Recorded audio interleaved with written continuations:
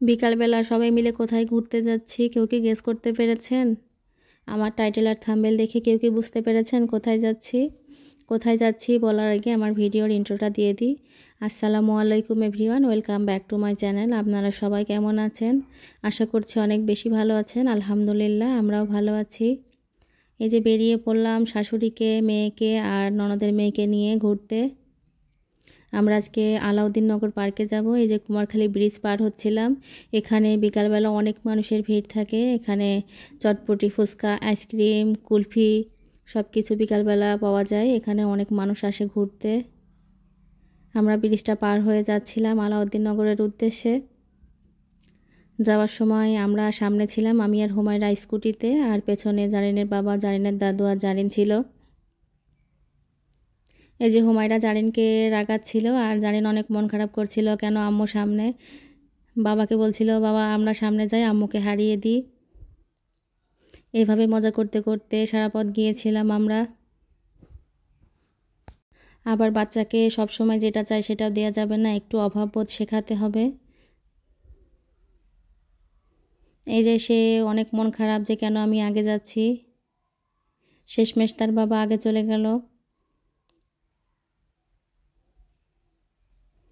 শাশুড়ি কখনো পার্কে যে রাইডে ওঠেনি, তাই আজকে ইচ্ছে ছিল শাশুড়িকে রাইডে ওঠাবো।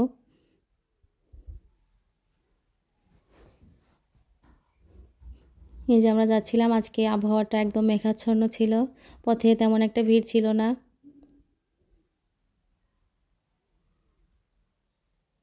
আমরা প্রায় চলে এসেছি।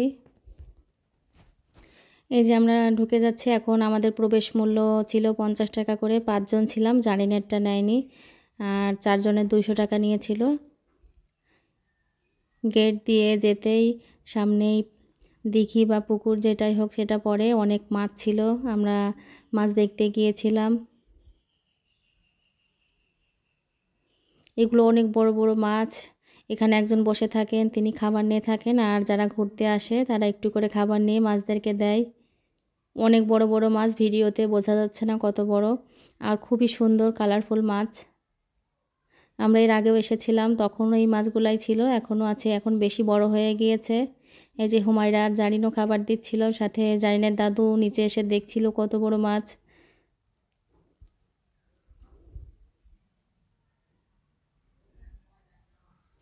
আর এই যে জারিন, সবাই মাশাল্লাহ বলে দিবেন আমার মেয়েটাকে। এই জায়গাটা অনেক বড়। এই যে অনেক ফুল গাছ ছিল, এত সুন্দর ফুল ফুটেছিল মাশাল্লাহ। ভেতরে আরও অনেক রকম ফুল গাছ ছিল, সব কিছু ক্যাপচার করতে পারিনি আমি।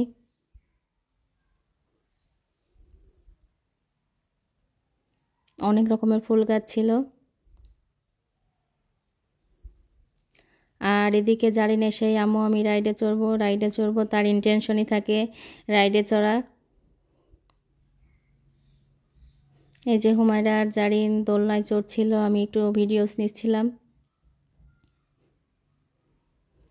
কিছু ছবিও তুলে দিয়েছিলাম। আলাউদ্দিননগর পার্কটা আসলেই খুবই ছিমছাম, ভালো, পরিবেশটাও ভালো। আপনারাও চাইলে ঘুরে আসতে পারেন পরিবার নিয়ে।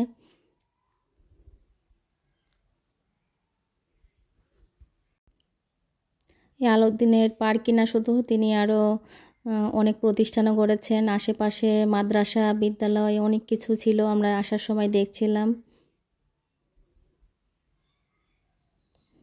আর এই যে নাগরদোলা, জারিনের দাদু কখনো ওঠেনি, তাই আজকে জোর করে তুলে দিয়েছি। কিন্তু প্রথমে ভয় পাচ্ছিল যে এটা হয়তো বা খুব জোরে যাবে, কিন্তু একদমই ধীরে ধীরে যাচ্ছিল, পরে আর ভয় পাইনি।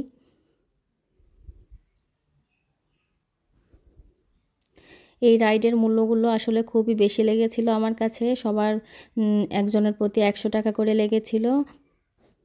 আমার কাছে একটু বেশি লেগেছে, 3 জনের 300 টাকা দিয়ে এই রাইডটা চড়ার কোনো মানেই হয় না।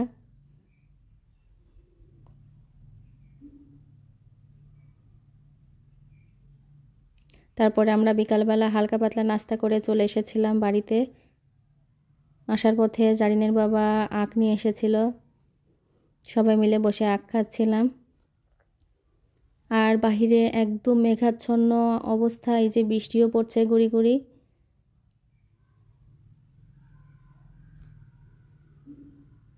ঘুরতে গেলে শুধু বাচ্চাদের মানসিক বিকাশই হয় না, বড়দেরও মন ভালো হয়ে যায়। আপনারাও মাঝে মধ্যে ঘুরতে যাবেন। আর এই যেদিকে আমি আখের খোসা ছাড়িয়ে জারিনকে ছোট ছোট করে দিলাম।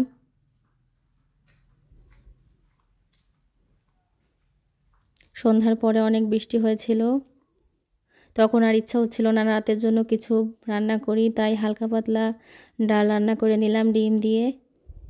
এটাকে অনেকে ডালের চচ্চড়িও বলে, হাতে মাখানো ডালও বলে। আমি প্রথমে পেঁয়াজ কুচি দিয়ে দিলাম, এখন দিয়ে দিব কাঁচামরিচ বেশ পরিমাণে, দিয়ে দিচ্ছি রসুন, আর এখানে আছে ধনিয়া গুঁড়া আর হলুদের গুঁড়া। আমি এটা হাতে মাখিয়েই রান্না করব। এখন দিয়ে দিব পরিমাণ মতো তেল, আর আমি আস্ত জিরা দিব। এই যে আস্ত জিরা আর লবণ দিয়ে দিচ্ছি। এখন ভালো মতো মিশিয়ে নিতে হবে।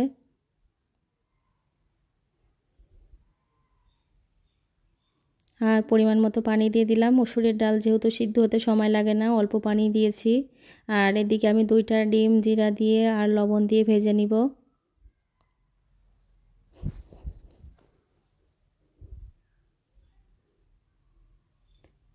তেলটা গরম হয়ে আসলে আমি ডিমটা দিয়ে দিলাম আর ছোট ছোট পিস করে নিব। আপনারা এভাবে ডাল রান্না করতে পারেন, অনেক মজা হয়, ঝটপট রান্না হয়ে যায় আর খেতেও অনেক মজা লাগে। এই যে আমি ছোট ছোট করে পিস করে নিয়েছি। আর শেষে ডালের মধ্যে দেওয়ার জন্য পেঁয়াজের বেরেস্তা মাস্ট লাগবেই। এই যে আমার ডালটা সিদ্ধ হয়ে এসেছে, আমি এই পর্যায়ে ফ্রিজে রেখেছিলাম টমেটো, সেটা দিয়ে দিলাম।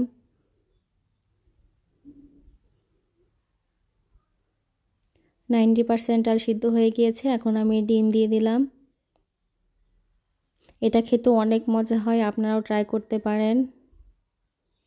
আর শেষে পেঁয়াজের বেরেস্তা দিয়ে দিলাম। আজকে আমার ভিডিওটা কেমন হয়েছে আপনারা কমেন্টে জানাবেন। আশা করছি ভালো লেগেছে। ভালো লেগে থাকলে আমার চ্যানেলটি সাবস্ক্রাইব করতে ভুলবেন না। আল্লাহ হাফেজ সবাইকে।